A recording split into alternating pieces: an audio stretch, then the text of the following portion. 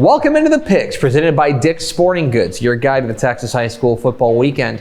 My name is Greg Tepper of Dave Campbell's Texas Football and TexasFootball.com. Thank you so much for tuning in, and welcome to Week 3 of the 2025 Texas high school football season, and it has been wacky already. We've got teams we never saw coming that have started the year 2-0, teams we thought would be contending for state championships that started the year 0-2. No reason to panic for any of these teams, but we are starting to approach district play, which is when these games start to count. In fact, we've got a number of big-time district games starting this week, so these games are starting to intensify week by week as we get into the middle of September. There are massive games in every corner of the state. We start in Houston. 7 o'clock Friday night at Turner Stadium in Humble. It is a cross-regional state-ranked 6A clash as the Austin Westlake Chaparrals visit the Humble Atascocita Eagles. What are the keys to this matchup? Key number 1, return of the Mac.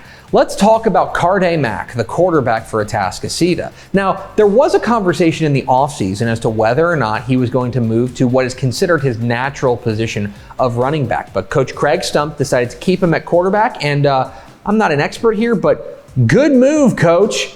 So far through 2 games, Carday Mack has accounted for 880 total yards and 12 total touchdowns. He has been quite simply the best player in Texas high school football through the first 2 weeks. That is the challenge facing this always excellent Austin Westlake defense. Can anybody slow down Carday Mack? Key number 2, wise guy. So let's go to the other side of the ball now, talk about the Westlake offense and specifically their star quarterback, Weiss, who I think has really grown into the role there. There's a lot of pressure that comes along with being the Austin Westlake quarterback, and I think Weiss has handled that really well. You go back to last year's state semifinal win over Galena Park North Shore, where he was razor sharp. He was spectacular, took care of the football against a very good defense. That, I think, was a real inflection point, and it's only been up from there for him. I think he has really taken that next step to be the next great quarterback. I think he really needs to take care of the ball this week against Atascocita, but he will be a guy to watch in this ball game. Can Weiss step up in this ball game? And key number 3,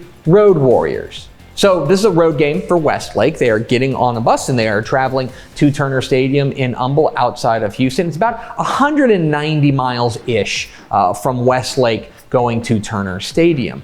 And we talk a lot about home field advantage, we talk about travel, but let's put a fine point on it. From our friend Carl Padilla at the Padilla poll, teams that travel more than 150 miles for non-district games win just 12% of the time. That's a real stat. Just 12% of the time a team goes on the road more than 150 miles and comes away with a win. It really matters playing close to home. Now, look, we can talk about the players and we can talk about the atmosphere, but plain and simple, Westlake will have to travel a long way, and Atascocita gets to roll out of bed and go to the stadium. So, does home field advantage and the travel component play a key role in this game? Who am I picking? I'm going with Atascocita.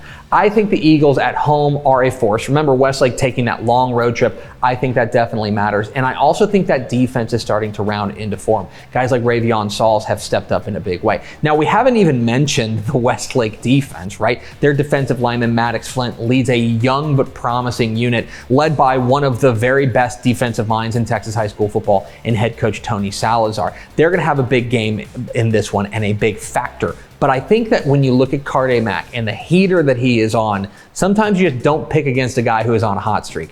I think Carday Mack is the difference. I think Atascocita moves to 3-0. 7 o'clock Friday night at Bulldog Stadium in LaPorte. It is a huge 5A matchup as the LaPorte Bulldogs welcome in the Port Neches Groves Indians. This is the biggest game in the young Bulldog Stadium's history. Of course, it just opened after 2 years of renovations this year, and they have got a massive crowd heading there this week because, of course, LaPorte fans are going to fill it up.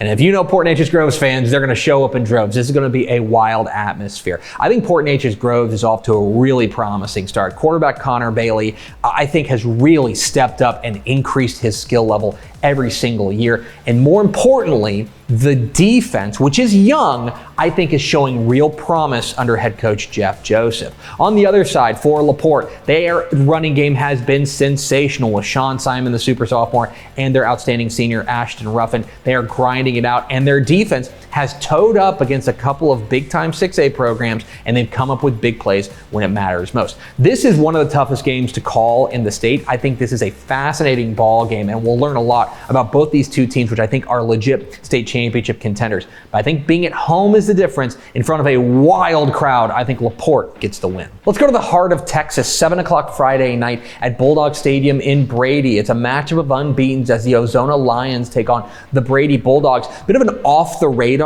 pick here, but I'm fascinated by this ball game. Brady off to a hot start. Their star quarterback, Sean Jacoby, has been excellent, but I think this is actually a really well-balanced team. I think they can beat you in a variety of different ways under third-year coach Jaron Roberts. I like this Brady team a lot. So Ozona, have you paid attention to what they're doing? They are the second highest scoring offense in all of Texas high school football right now, averaging 70 plus points per game. They have been absolutely outrageous, and their running back, Christian Villarreal, has put up video game numbers, okay? So far this season, he's averaging 22.5 yards per touch with 12 touchdowns. Absolutely ridiculous. Now, I do think this is their biggest test to date, going on the road to Brady. I think this is going to be a wild one, but I think the Bulldogs get the edge. Give me Brady. And 7 o'clock Friday night at Tigerland Stadium in College Station. It is a district opener in District 12 5A Division I as the A&M Consolidated Tigers welcome in the Pflugerville Weiss Wolves. And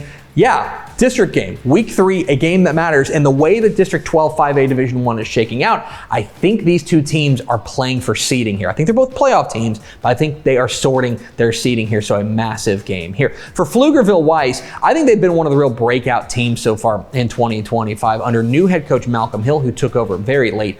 Quarterback Jackson Shadd has been great, but I think their defense, led by Jorian Gwynn, has been the real star of the show and has kept them 2-0 to this point. Now, A&M Consolidated, coming off of a road loss on the road to Forney, comes home, and I think this is an opportunity for quarterback Amarian Moore, their dual threat star, to really take command and make his presence felt in this District 12 5A Division I race. This game is going to be fun, and the stakes are very high, and I think the home team wins it. Give me Consol. The Picks is brought to you by Dick's Sporting Goods. Don't have time to go to a Dick's store this week? Just go to dicks.com. Yo, these KDs are fire. Bro, you work here? Whatever, kid. Take notes. Yo, I can go all pro in these. I can guard you and route you up. You sure about that? Not anymore. You fellas looking for a quarterback? The goal! Billy needs cleats. You're right, Billy. These do bring out my eyes. Every shoe for every athlete, only at Dick's. Dick's is the GOAT. But those are far from the only big games in week 3 of the Texas high school football season. Let's get to the lightning round.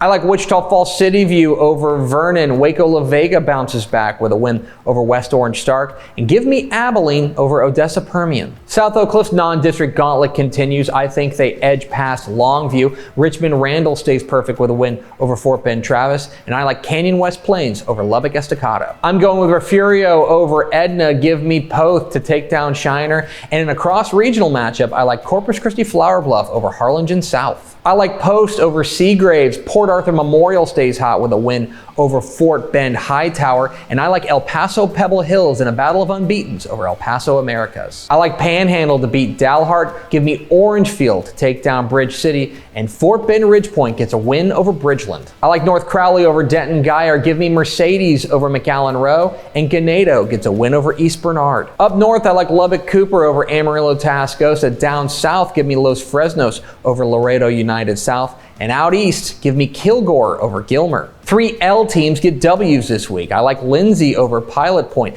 Give me Lindale over Van. And Lampasas beats Killeen Chaparral. Fun game in Houston. I like Klein Collins over Tomball. Give me Huntsville to take down Cedar Park. And I like Rockwall over Louisville. In our private school game of the week, I like Houston Lutheran South over the Woodlands John Cooper. Give me Graham over Whitesboro. And San Antonio Piper beats San Antonio Davenport. I like Frankston over Grapeland. Give me Franklin over Lorena. And Silsbee gets a win over Nederland. I like El Paso Franklin over Lubbock Monterey. I think Dripping Springs wins a fun one over Killeen Harker Heights. And in a game that I think could steal the show on Friday night, Give me Winsboro over Honeygrove. Dickinson stays hot with a win over Cy Fair. Cuero stays hot with a win over Yoakum. And I like Cibolo Steel over San Antonio Brandeis. I like Crawford over Hamilton. Matchup of defending state champs in this one. I like Salina over Gunner. And South Lake Carroll opens district play with a win over Byron Nelson. I like Canadian over Dumas. Bernie Champion takes down Laredo Alexander. And how's this for a 3A matchup? I like Wall over Jim Ned. I like Axtell over Iola. Give me Austin LBJ in a close one over Wimberley. And our 6-man game of the week, it's a good one. I like Westbrook over Rankin. And those are the picks. What am I wrong about? Which games did I leave out? Leave comments down below. Don't forget that subscribe button.